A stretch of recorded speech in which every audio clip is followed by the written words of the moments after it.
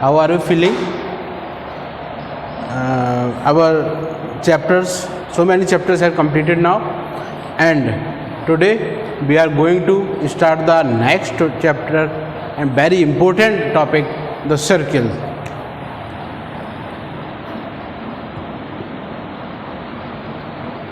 आज स्टार्ट करना है हमको सर्किल। जैसे कि बच्चे आप सभी लोग जानते हैं, कोई भी काम स्टार्ट करने से पहले हम क्या करते हैं? भगवान को याद करते हैं। तो हमें पहले भगवान को याद करना चाहिए और उनसे प्रार्थना करना चाहिए कि हमारा काम अच्छे से हो। इसी प्रकार से जब भी हम अपने दिन की शुरुआत करते हैं तो तब भी हमको आशीर्वाद ले लेना चाहिए भगवान से, अपने घर में उपस्थित अपने बड़ों से, माता पिता से, सबसे आशीर्वाद लेंगे तो और अपना काम अच्छा करेंगे तो आपका काम ज़रूर अच्छा होगा और अपने काम में आप ज़रूर सफल होंगे। सो द सर्किल जैसे कि आपने पहली क्लासेस में पढ़ा होगा, थोड़ा सा रिकैप करा देते हैं हम। सर्किल होता क्या है? एक फिक्स्ड पॉइंट से एक फिक्स्ड डिस्टेंस पर सभी पॉइंट का जो कलेक्शन होता है, that collection is called circle. और जो फिक्स्ड पॉइंट होता है, फिक्स्ड पॉइंट कहा जाता है क्या? Centre of the circle. ये फिक्स्ड पॉइंट क्या होता है? Centre of the circle. और ये जो बाउंड्री बनती है, this is called circle, that is also called circumference of the circle. अब सेंटर से ये होता है सेंटर, रिप्रेजेंटेड ओ, ज़्यादातर ओ से रिप्रेजेंट करते हैं इसको हम, इसको कहते हैं सेंटर ऑफ द सर्किल। और सेंटर से जो सर्कमफेरेंस होती है, ये इसको लिख देते हैं, ये होती है आपकी सर्कमफेरेंस।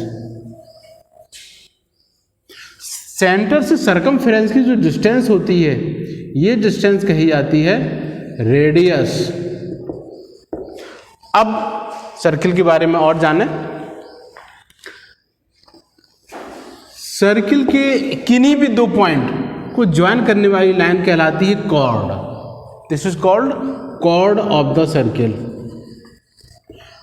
ओके, अब the chord which passes through the centre, ऐसी कॉर्ड जो सेंटर से पास होती है, this is called diameter. This is diameter of the circle. Diameter and diameter is the longest chord of the circle. Diameter circle की सबसे बड़ी cord होती है। अब नेक्स्ट आता है आर्क। आर्क क्या होता है? जैसे ये कोई सर्किल है आपका, सर्किल के एग्जाम्पल में आप ले सकते हैं कोई भी रिंग, बैंगल। बैंगल क्या है? सर्किल होती है। अब बात करते हैं किसकी? आर्क की। आर्क क्या होता है? ये सर्किल है, सर्किल का कोई भी पार्ट लेना है, सीधा सीधा अगर समझ रहे हैं हम, तो कोई कांच की चूड़ी है, उसको हम ज़मीन पर गिरा दें, तोड़ दें, उसके जितने भी टुकड़े होंगे वो सभी क्या होंगे? वो सर्किल के आर्क्स होंगे। जैसे यहाँ से लेकर यहाँ तक ये वाला टुकड़ा, ये टुकड़ा ये ले क्या है? Arc of the circle. यहाँ से यहाँ तक ये भी आर्क ऑफ द सर्किल, यहाँ से यहाँ तक ये भी आर्क ऑफ द सर्किल। ये सारे आर्क, सर्किल का कोई भी टुकड़ा कहीं से भी कहीं तक भी ले लें, वो कहा जाता है आर्क। अब एक टर्म आती है सेंट्रल एंगल। सेंट्रल एंगल, और उसी को कहते हैं हम डिग्री मेजर। उसी को कहते हैं डिग्री मेजर। किसी आर्क के द्वारा, किसी आर्क के दोनों एंड पॉइंट्स को अगर हम सेंटर से ज्वाइन कर दें और सेंटर पर जो एंगल बनता है इस प्रकार से, that is called degree measure of that arc. Arc A B. A B को, आर्क को रिप्रेजेंट किससे करते हैं? ये एरो से, ये साइन लगा के हम आर्क को रिप्रेजेंट करते हैं। तो ये क्या हो जाता है? Degree measure of the arc. That is also called angle subtended bye an arc at the centre, that's also called central angle.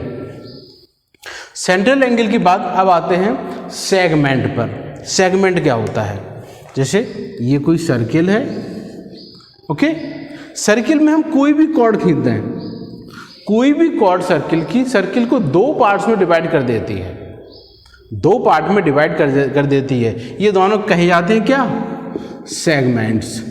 क्या कहे जाते हैं? सेगमेंट। छोटा वाला माइनर सेगमेंट और बड़ा वाला मेजर सेगमेंट। और यही कॉर्ड अगर सेंटर से जा रही हो, मतलब डायमीटर खींचा जाए, तो दोनों इक्वल पार्ट्स हो जाते हैं, दोनों सेगमेंट इक्वल होते हैं। इन इक्वल सेगमेंट्स को कहते हैं हम क्या कहते हैं? Semi circle.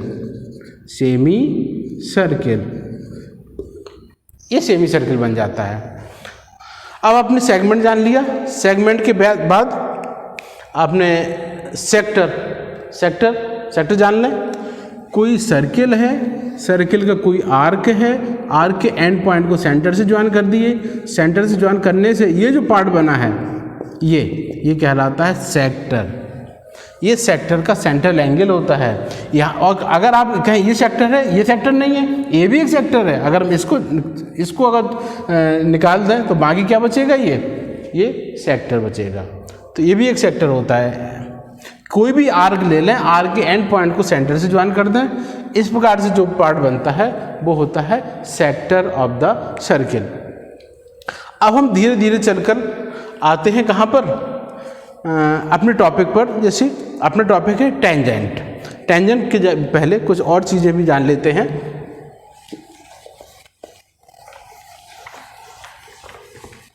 जैसा कि आपने प्रीवियस क्लासेस में पढ़ा होगा,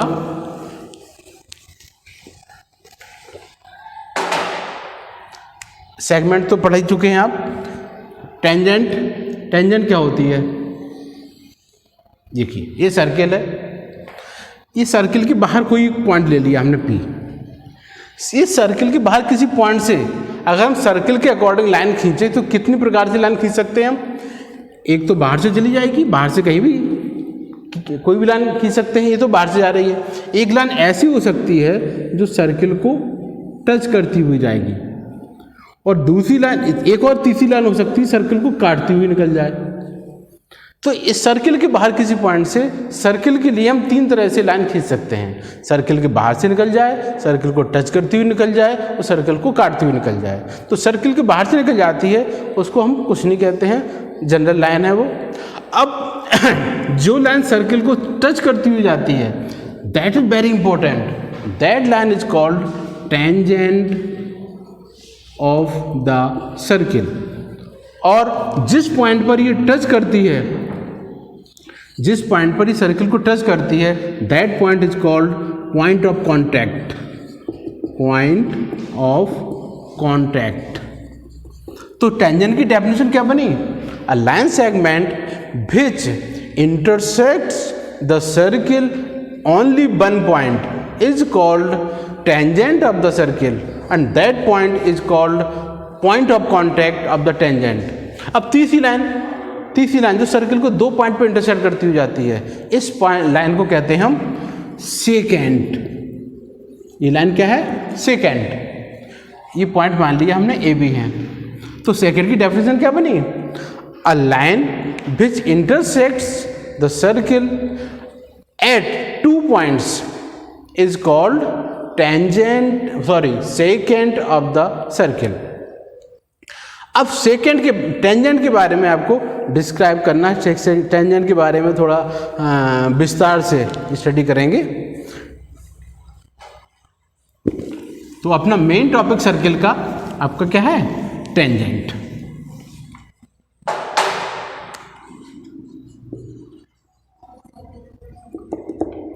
सबसे पहले डेफिनेशन नोट कर लेंगे आप टेंजेंट की। अब टेंजेंट की कुछ प्रॉपर्टीज होती हैं जिन्हें हम डिस्क्राइब करेंगे by some theorems. Some properties of tangent to a circle. तो थ्योरम 1 जो एनसीईआरटी बुक में थ्योरम 1 है, very important theorem. A tangent to a circle is perpendicular to the radius और the at point of contact. Circle है,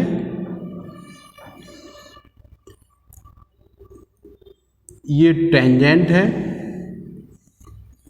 P Q, ये circle का centre है।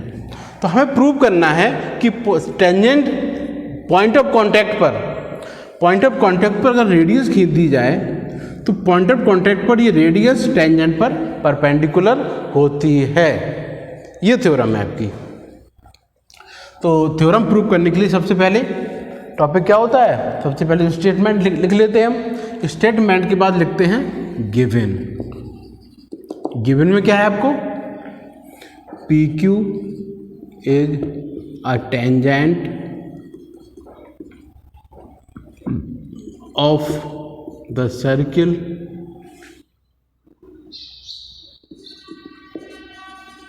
with center O and Q is point of contact of tangent and OQ is radius at point of contact.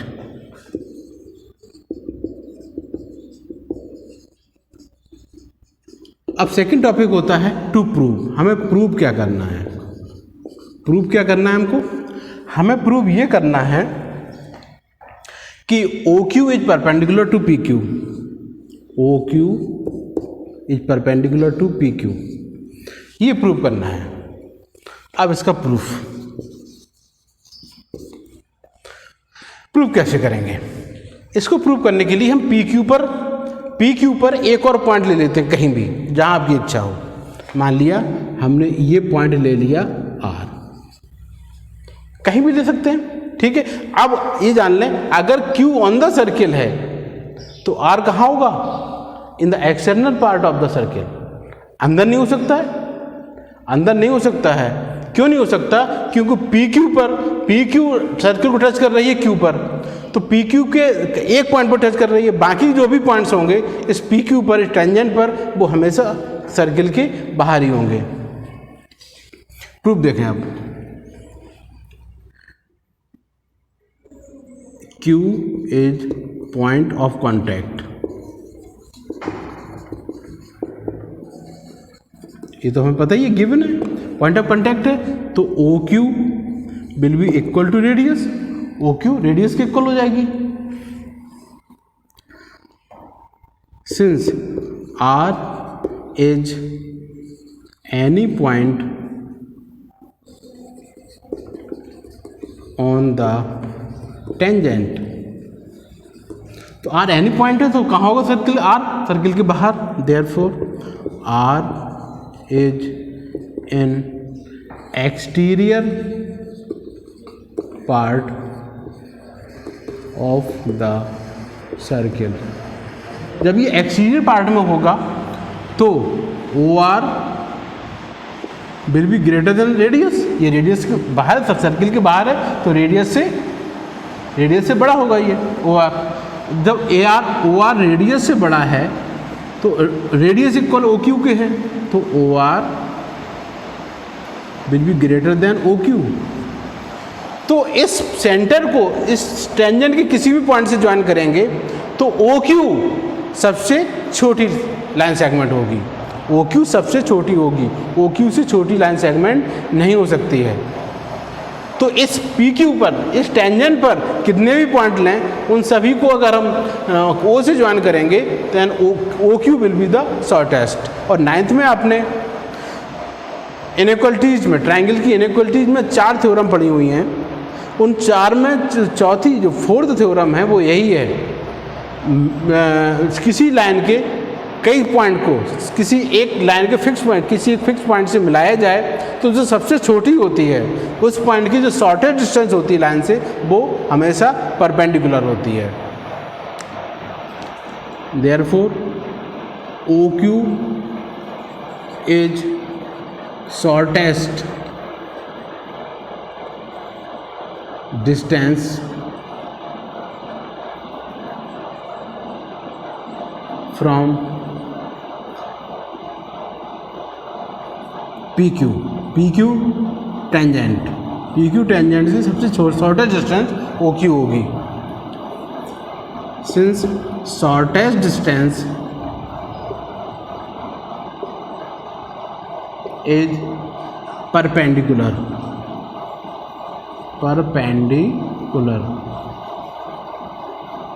Therefore OQ is perpendicular to PQ, hence proved.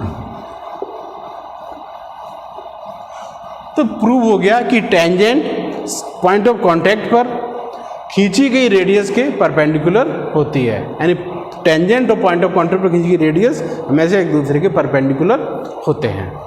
ये theorem proved हो गई। उसके बाद next theorem आती है।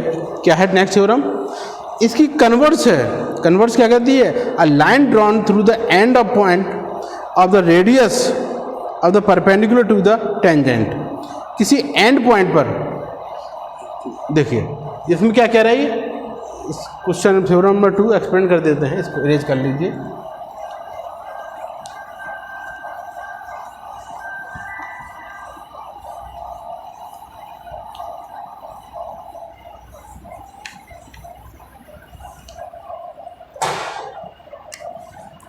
Theorem 2 में यही है, ये रेडियस है, रेडियस के एंड पॉइंट पर एक परपेंडिकुलर लाइन खींच दी जाए, प्रूव करना है ये टेंजेंट होगी। देखिए ये परपेंडिकुलर है, परपेंडिकुलर लाइन किसी रेडियस पर एंड पॉइंट पर परपेंडिकुलर लाइन क्या होती है? टेंजेंट। तो इसके बाहर भी वही सेम सिस्टम से अगर हम यहाँ पर कोई पॉइंट ले लें R, यहाँ पर कोई पॉइंट R ले लिया, OR को ज्वाइन किया, ये पॉइंट A हो गया, OQ इज रेडियस, OA क्या होगी? रेडियस, और OR ग्रेटर देन रेडियस, और OQ इक्वल रेडियस, तो OQ will be less than OR। OQ छोटी होगी तो क्या हो जाएगी? इसके परपेंडिकुलर होगी, तो ये आपकी टेंजेंट हो जाएगी। ठीक है, तो इसको आपको प्रूव करने की ज़रूरत नहीं है, एक्सप्लेन कर दिया, समझ लेंगे आप। अब आते हैं थ्योरम नंबर 3। ये बहुत इंपॉर्टेंट थ्योरम है, इसके प्रूफ भी बहुत बार आते हैं, कई बार एग्जाम्स में आए हैं। थ्योरम नंबर 3,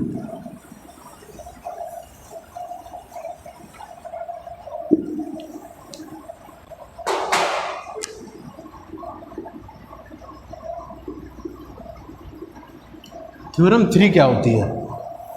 थ्योरम 3 कहती है the length of two tangent drawn from a external point to a circle are equal.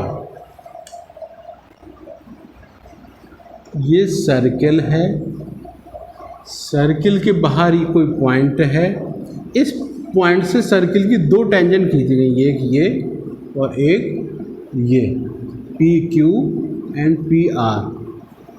तो प्रूव करना है कि ये दोनों इक्वल हैं। तो सबसे पहला स्टेप क्या होता है?